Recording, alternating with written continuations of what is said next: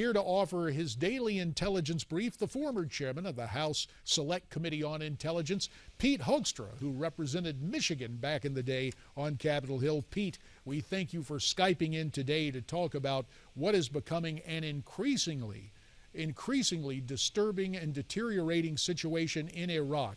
What are you hearing from what reports are going on there? What do we have to keep our eye on right now? And what do you know about the group going by the acronym ISIS? Well, again, ISIS is an affiliated Al-Qaeda-inspired organization. They've gotten a lot of their fighting experience with the activities going on in Syria. It just shows that, once these things get going, they can spin out of control, and that's exactly what's happened. These folks have taken the experience that they've gained in Syria. They're now using it in Iraq. What's going on the ground? What's the status on the ground? A few weeks ago, this group took over Fallujah, a city that we've heard much about in the past. Earlier this week, they captured Mosul. They've captured Tikrit. They are on the border of Samarra. They are attacking outposts and police stations as near as 31 miles to Baghdad. It is clearly a significant and deteriorating situation in Iraq. What does this mean? And what ISIS wants to do, JD, is they want to, they're talking about establishing, their own nation state now, taking a part of Syria, taking a part of Iraq, and forming an Islamist state. That's very concerning. The other thing that I think you really need to take a close look at here, and you and I know this area very well. Maybe you even visited there. I was there, Kurdistan, the northern part of Iraq.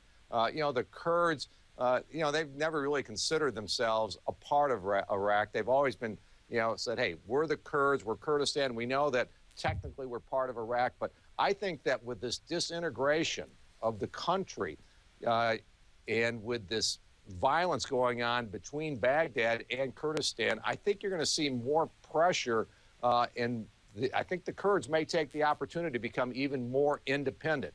Why is this critical? You've got Kurds not only in Iraq, you've got Kurds in Iran, you've got Kurds in Syria, and you've got Kurds in Turkey. And so you now start to potentially get more destabilization, including in a key ally of ours, Turkey. So the situation you're laying out, it sounds to my ears as if ISIS, the long promised or threatened caliphate, would be established through ISIS, setting up its own nation state. Meantime, the response and a continued push for autonomy among the Kurds, and the Kurdish presence transcends other international borders, so it sets up a destabilization of the region that can have even greater consequence, essentially. Exactly. It's the same thing that we saw in Libya. You get rid of the stabilizing force, as evil as it was with Gaddafi. You have an Islamist function, an Islamist capability to develop in that country. You destabilize northern Africa. That then spreads, south into other parts of Africa, Mali, and then also threatens the southern border of Europe, because that's the soft underbelly of Europe where jihadists can easily cross that border and get into Western Europe and create all kinds of problems. Instability in this part of the world is our enemy, and it spreads very, very quickly. Speaking of ISIS, in the here and now, terror groups have their own media websites. ISIS has a statement they've issued on their media website. It says, quote, "Continue your march. As the battle is not yet raging, it will rage in Baghdad and Karbala, so be ready for it. Don't give up a hand's width of ground you've liberated." These guys are on the march, and the momentum appears to be with them, to the point now that we're hearing reports that the Iraqi government has asked for airstrikes or drones or some support. May have been doing so for a long time, but especially now with this state of emergency, and it seems that our commander-in-chief is passive, if not just rejecting these requests. What are you hearing about that? Oh, the same thing, exactly what you're describing. The Iraqi army is in chaos. We left them. We never built a strong security force. We didn't build a strong army. We didn't build a strong law enforcement organization or a strong police force there. We left there cold turkey. We said the war is over. But what we forgot to do, again, here we forgot to tell the Islamists that the war was over and that they needed to lay down their arms and they needed to embrace al-Maliki and the new Iraqi government. With no footprint there, we created a vacuum. The Islamists came in. It's exactly what many of us are fearing will happen in Afghanistan, especially when you are, returning the Taliban leadership to them, just as the United States is preparing to draw down our footprint and again, once again, create a vacuum. And Pete, vacuums are filled. And Pete, you mentioned the return of the Taliban 5, that swap for Bo Bergdahl yesterday. Chuck Hagel on the Hill testifying to Chairman Buck McKeon in the House Armed Services Committee.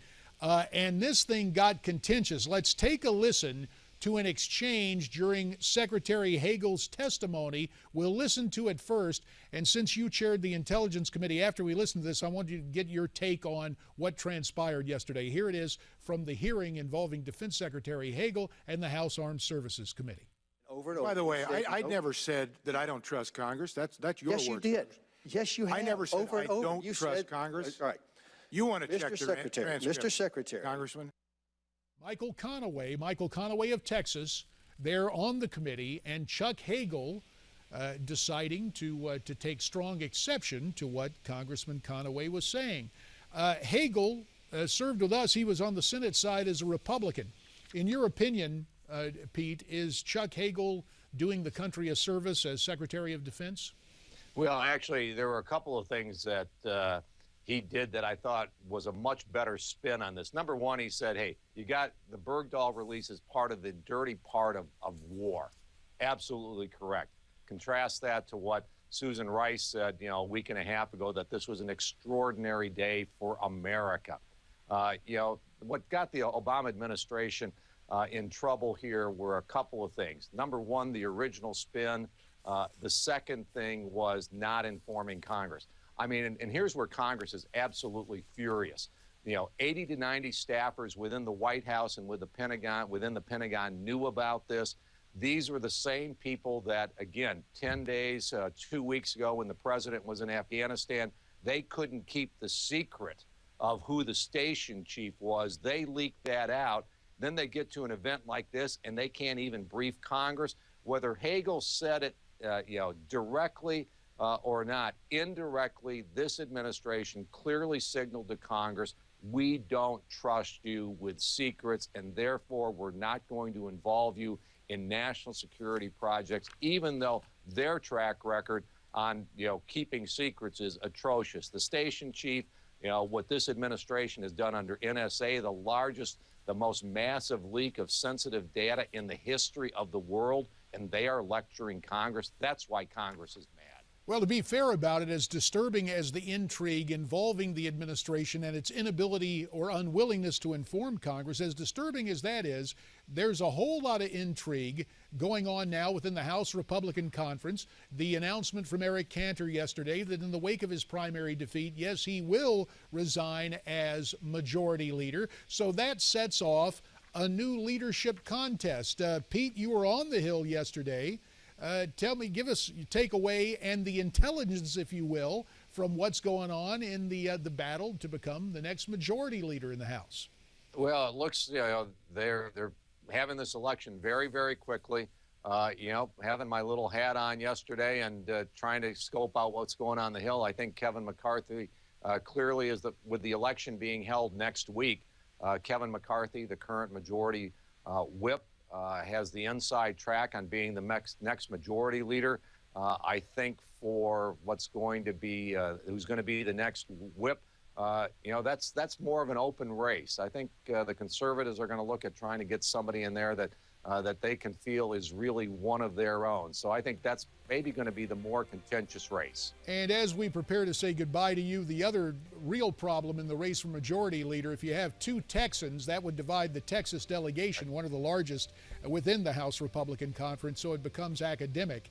It is worth noting that Kevin McCarthy, as the whip, like Eric Cantor, like Paul Ryan, an advocate for, quote, immigration reform, that's not going to sit well with the base, in my opinion, but we will see what happens. Pete Hoekstra, as always, we thank you for your time and your analysis, not only of what is transpiring overseas, but there within the House Republican Conference. Thanks so much. Great, thanks. Jim Hansen of Utah used to say, a leadership election is like trying to choose your favorite uncle. It's going to get very contentious there as the Republicans try to determine their next leader. We've got more ahead coming up next on America's Forum.